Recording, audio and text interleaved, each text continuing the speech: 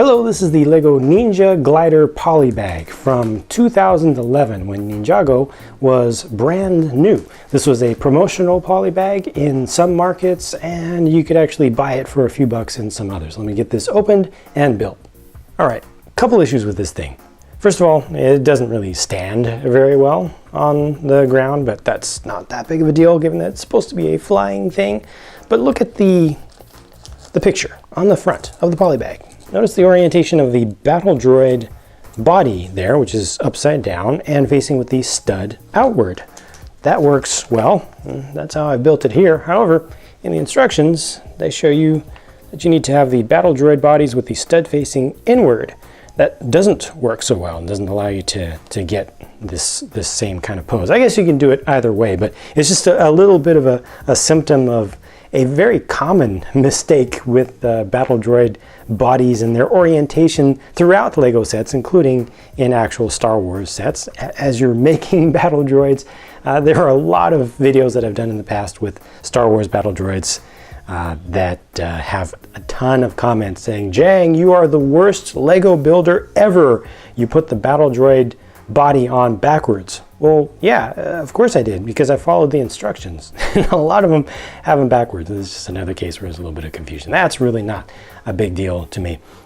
But, you know, obviously they're using these pearl gold scimitars on the pearl gold Exoforce arms to simulate the wings, or maybe the skeletal parts of the wings of this glider. I think it actually looks pretty cool.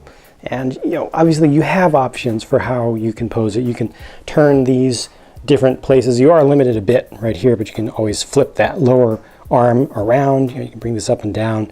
You can bring the whole body out, which may even be a better look, something like that. You can, you know, make it do like this. I like having these little options for posing wings and things on anything. So it just, you know, gives you a little different look. Although this probably looks a little bit more evil like this, almost looks like they're claw wings or something. But yeah, that's actually cool.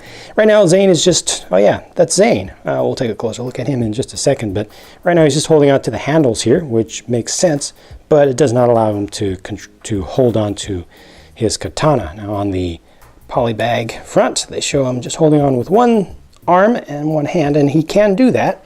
Then he can hold on to his katana, though that would probably be a little bit difficult for him to control the thing, but it looks good. That works.